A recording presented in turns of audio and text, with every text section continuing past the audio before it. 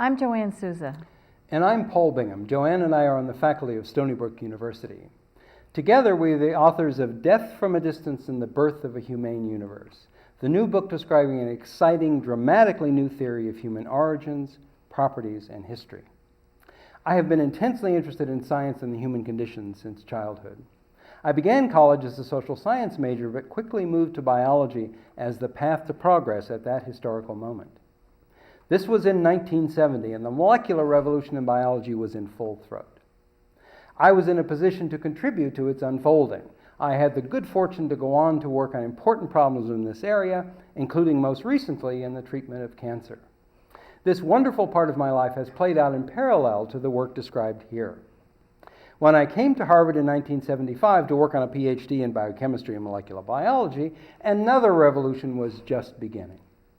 During my first year in Cambridge, Richard Dawkins' Selfish Gene and Ed Wilson's Sociobiology were published.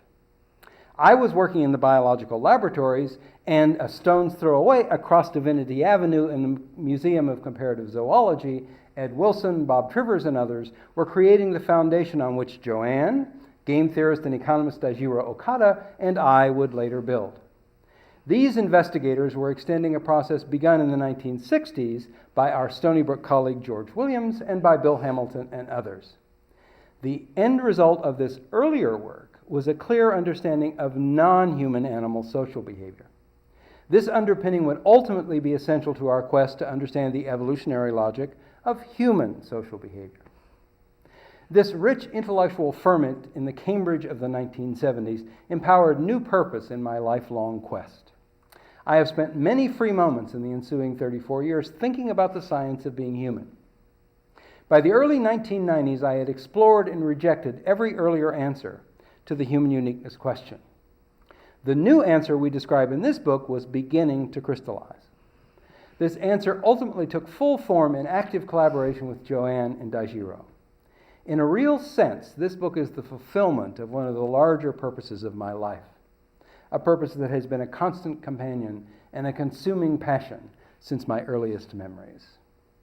My journey to seek the answer as to how and why humans were different from other animals started in a very different environment than Paul's. Beginning in early childhood, I was intrigued with and studied all animal behavior. I spent a good deal of time comparing humans to these other animals as I began an active social and work life.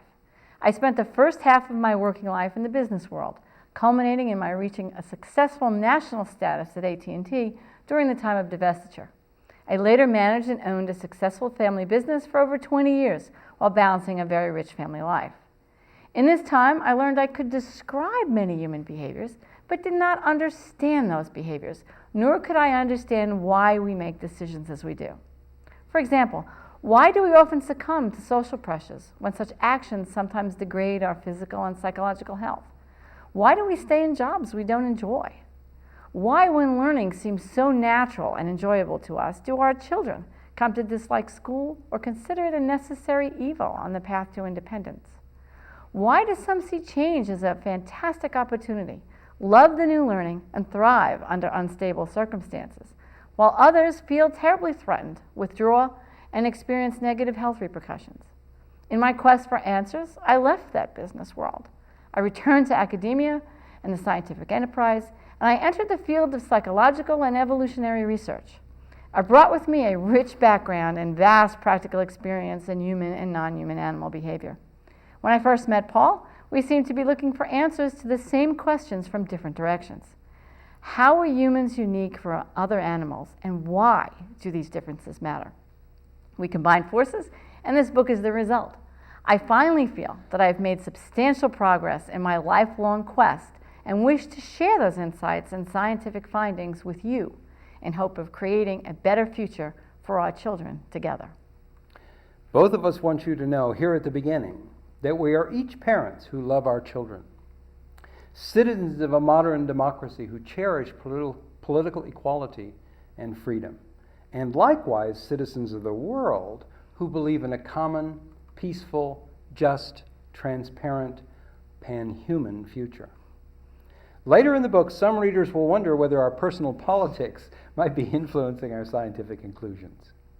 We want you to know that our personal politics might be described as centrist and pragmatic. We are equally and deeply skeptical of all political entrepreneurs, rightist, centrist, leftist, anarchist, authoritarian, theistic, or secular. Our political faith is in the pan-human wise crowd, in all of you, when and wherever this crowd is able to choose and manage its political entrepreneurs.